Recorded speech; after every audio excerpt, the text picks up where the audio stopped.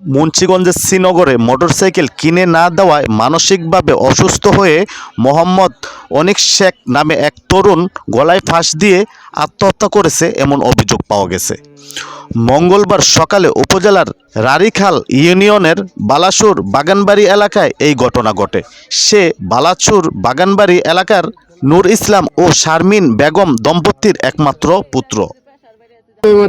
মাথা একটু সমস্যা ছিল আর খালি করতো, উগ্র মেজাজের আছিল, খালি এক একটা বায়না করতো। আমরা গরিব মানুষ কেমনে বায়নাই করে বাইঙ্গা আর তো মাথা পাগল আছিল। পড়ালেখা করে নাই লিখে আমি আমার বোনের কাছে দিয়া দিচ্ছি যে আমি দুইটা সামলাইতে পারি না, দুইটা পোলাপান নিয়ে আমি পারি না, লিখে একটা দিয়া দিচ্ছি। এর জন্য আর অন্য কোনো কারণ নাই না, হাত কাটটা হালায় পাও ভাঙ্গা গেছে, ই কইরা গেছে। তাও আমার ই করছে, পাগল আছিল, মাথার সমস্যা আছে।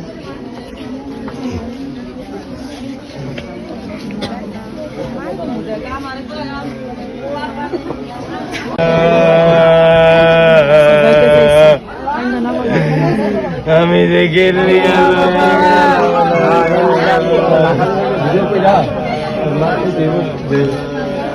চৌগ্রামে যা আসলে মাথার সমস্যা ছিল, বাইক চাইছিল, বাইক কিনা দিনে দেখে আর সুইসাইড করে